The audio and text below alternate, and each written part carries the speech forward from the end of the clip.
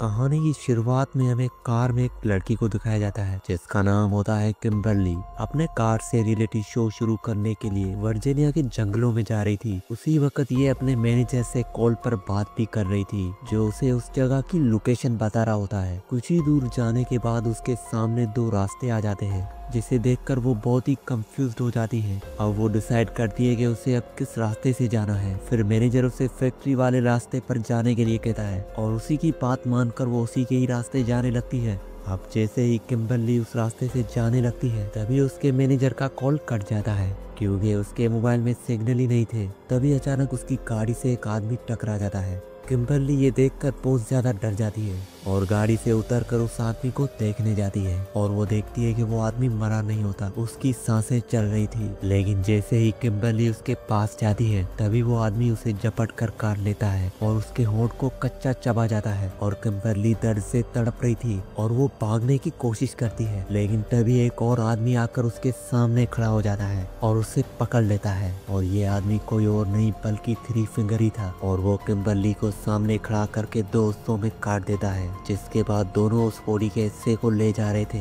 जिसके बाद हमें रिटायर्ड डेल नाम के आदमी को दिखाया जाता है और यही वेस्ट जंगलों के वर्जीनिया के मैनेजर थे जो एक शो का होस्ट कर रहा था। उसके शो का नाम ओपोक्लिस्ट रखा गया था। इनकी टीम में 6 लोग पार्टिसिपेट किए हुए थे जिसमें किम्बरली जो वहाँ पर जा तो रही थी लेकिन पहुँच नहीं सकी क्योंकि वो रास्ते में ही आदमखोरों का शिकार हो गई थी। और यहाँ पर हम एक माइकल नाम के लड़के को देखते हैं जो उस शो को लीड कर रहा था और वही इस शो का डायरेक्टर था। सभी लोग अब शूटिंग के लिए रेडी तो हो जाते हैं पर किम्बरली वहाँ पर नहीं थी, जिस पर माइकल सभी लोगों से कहते हुए डिसाइड करता है कि हम सभी लोग इस शो को उसके बगैर शूट करेंगे। और वो उस शो के दूसरे प्रोड्यूसर मारा से कहता है कि वो 6 कंटेस्टेंट बन जाए और वो जल्दी से हाँ भी कर लेती है। अब ये सभी पूरे जंगल में कैमरास फिट कर देते हैं ताकि सभी लोगों पर नजर रख सके और साथ साथ वो लोग पार्टिसिपेट के ऊपर भी कैमरा लगा देते हैं। जिसके बाद शूटिंग स्टार्ट हो जाती है। 6 लोगों को अजीब गरीब टास्क दे देता है कि उन्हें जंगल में जाकर खाना ढूंढना है। वो उन सभी लोगों को एक एक टीम में डिवाइड कर देता है और जो उनके रूल्स होते हैं वो उन्हें बता दिए जाते हैं। जिसके बाद शो को स्टार्ट कर दिया जाता है। अब यहाँ पर जो उन्होंने आर्मी में कैमरा लगाया था उस फुटेज में हम नील को देखते हैं जो उस समय वो टॉयलेट कर रहा होता है और तभी अचानक पीछे से थ्री फिंगर आता है और नील का गला काट कर उसे मार देता है। यहाँ पर हम डेल को देखते हैं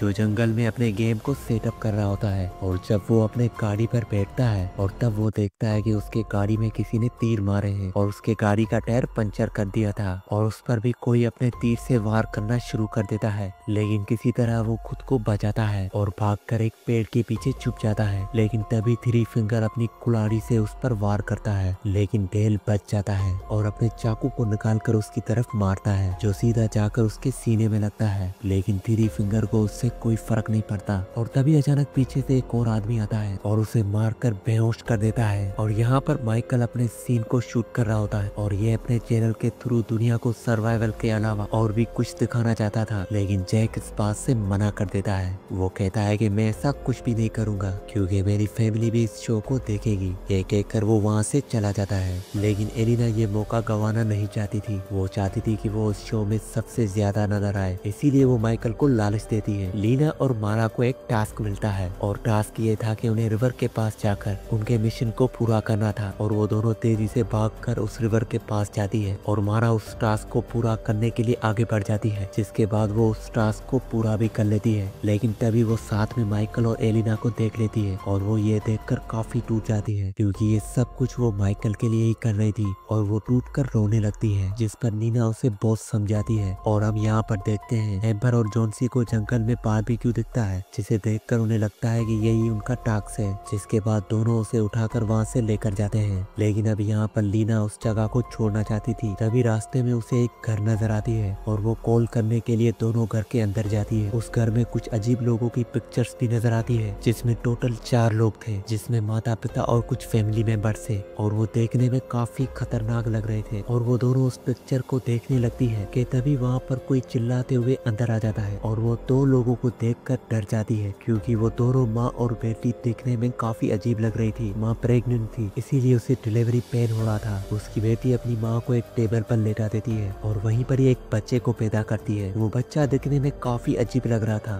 क्योंकि उसकी माँ ने एक म्यूटेंट बच्चे को पैदा किया था। नीना और मारा उन्हें बहुत ध्यान से देख रही थी कि तभी उसकी बेटी की नजर उन दोनों पर पड़ जाती है और वो उनकी तरफ जाकर झपट पड़ती है, लेकिन ये दोनों उस दरवाजे को बंद कर देती है। मगर बाहर से उसकी माँ की बेटी दरवाजे को तोड़ रही थी और सारी विंडो भी बंद होती है। वो काफी डर कर घबरा जाती है क्योंकि अब उनके पास यहाँ से बचने का कोई भी रास्ता नहीं था। उन्हें कुछ भी समझ में नहीं आ रहा था कि अब क्या करें, लेकिन मजबूरी में उन्हें उन्हीं के टॉयलेट से होता हुआ एक रास्ता मिलता है, जिसके बाद दोनों वहाँ से अपनी जान को बचाकर भागने लगती है। लेकिन उनका फादर उन्हें देख लेता है और उनका पीछा करते हुए एक कुल्हाड़ी फेंकता है जो सीधा जाकर उसके सर पर लग जाती है। नीना ये देखकर वहाँ से डर कर भागने लगती है। वो आदमी यानी उस बच्ची के फादर वहाँ आकर मारा के सर से कुल्हाड़ी निकालता है और नीना का पीछा करने लगता है, लेकिन नीना एक जगह पर छुप जाती है और अपनी जान बचाने की बहुत कोशिश करती है। दूसरी तरफ उस बच्चे की माँ ट्रक लेकर अपने बेटे को लेने आती है और ट्रक के ऊपर उसने मारा को भी बांध दिया था। वो उसके उंगली को खाकर फेंक देती है और वो उंगली सीधा जाकर नीना के पास आकर गिरती है। नीना ये देखकर अपने आप को संभाल लेती है और जब वो दोनों वहाँ से चले जाते हैं तब नीना भी वहाँ से भाग जाती है। माइकल वहाँ से निकलकर हावी की तरफ चला जाता है और एलिना को वहीं पर ही छोड़ देता है। म्यूटेंट ब्रोदर काफी देर से उन दोनों को देख रहा था कि तभी वहाँ पर उसकी बहन भी आ जाती है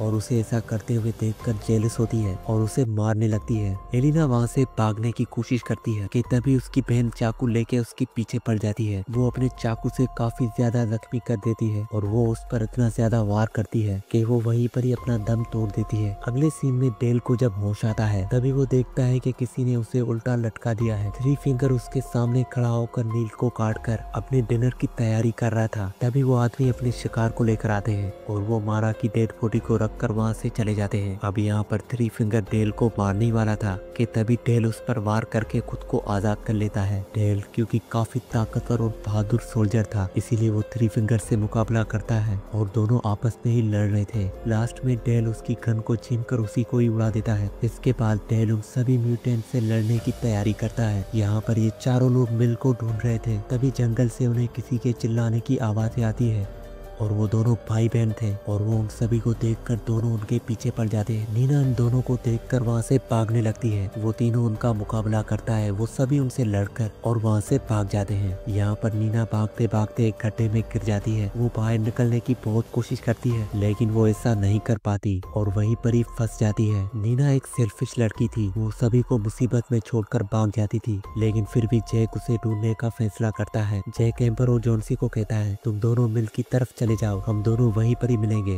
और खुद वो नीना को ढूंढने चला जाता है। जिसके बाद वो नीना की चीख से उसे ढूंढ लेता है और उसे बाहर निकालने लगता है, पर उसे बचाते हुए उसके शोल्डर में मोच आ जाती है। जब ने यहाँ पर ट्रक की आवाज सुनाई देती है, वहाँ से भागने लगते हैं। भागते भागते वो एक झरने के पास चले जाते हैं कि तभी वहाँ पर उसकी बहन भी आ जाती है और उन्हें देख लेती है और उन पर गोलियां चलाना शुरू कर देती है। ये देखते हुए दोनों रिवर में ही कूद जाते हैं। एम्बर और जॉन्सी भाग रहे थे कि तभी जॉन्सी एक ट्रैप में फंस जाता है। एम्बर उसे बचाने की कोशिश करती है लेकिन वो खुद भी उसी ट्रैप में फंस जाती है और तभी वहाँ पर म्यूटेंट बाप बेटे आ जाते हैं और वो म्यूटेंट अपने तीर से उन दोनों को मारता है, पर उसका बेटा कहता है कि डायट में मारूंगा, जिस पर उसके पिता उसको तीर दे देता है। जिसके बाद उसका बेटा एक ही तीर से उन दोनों को मार देता है। नीना और जैक बड़ी मुश्किल से एक पेपर फैक्ट्री की तरफ पहुंचते हैं और वहां एक अलमारी पर उन्हें एक खोपड़ी मिलती है जो एक छोटी बच्ची का था। नीना उसे देखकर काफी डर जाती है और सोचती है कि ये बच्ची शायद इन्हीं म्यूटेंट से भागकर यहाँ पर छुपी हुई थी, इसी वजह से उसकी मौत हो गई, और इंतजार करते करते वो वहीं पर ही मर गई और उसकी वजह से नीना वहाँ से भागने लगती है। लेकिन जैक उसे पकड़ लेता है और कहता है कि जॉन्सी और एम्बर यहाँ पर आने वाले हैं, हमें उनका वेट करना चाहिए। वहाँ पर वो दोनों देखते हैं कि विक्टिम्स की वहाँ पर बहुत सारी गाड़ियाँ खड़ी हुई थी जो तादाद में बहुत ही ज्यादा थी, और वहाँ पर उनकी आरवी वैन भी थी जिस पर माइकल की जोर जोर से आवाजें आती है और वो दोनों उसे बचाने के लिए आगे बढ़ते हैं। जब जैक अंदर जाता है तब वो माइकल का लाइव वीडियो देखकर हैरान रह जाता है। वहाँ पर बच्चे की माँ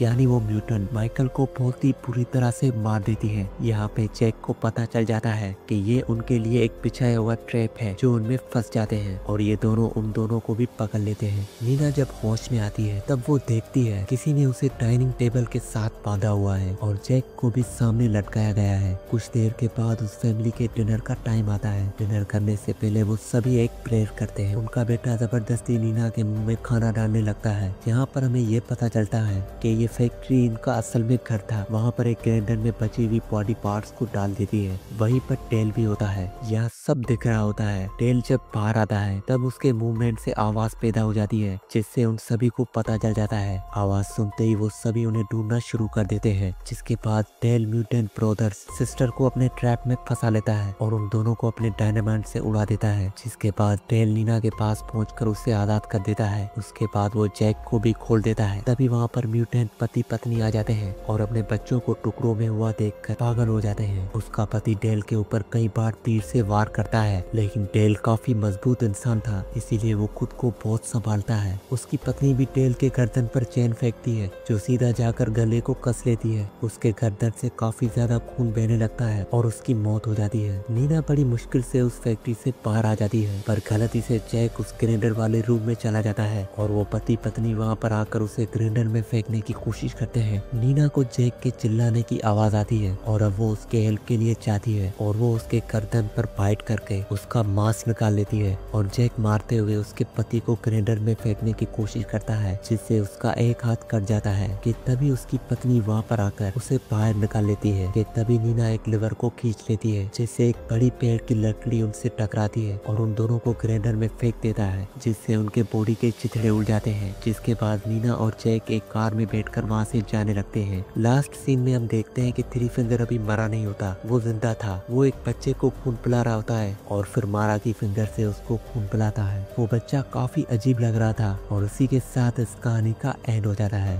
अगर ये कहानी आप दोस्तों को अच्छी लगी हो तो प्लीज मेरे चैनल को सब्सक्राइब और वीडियो को लाइक जरूर कर देना। तो मिलते हैं किसी नई वीडियो पे।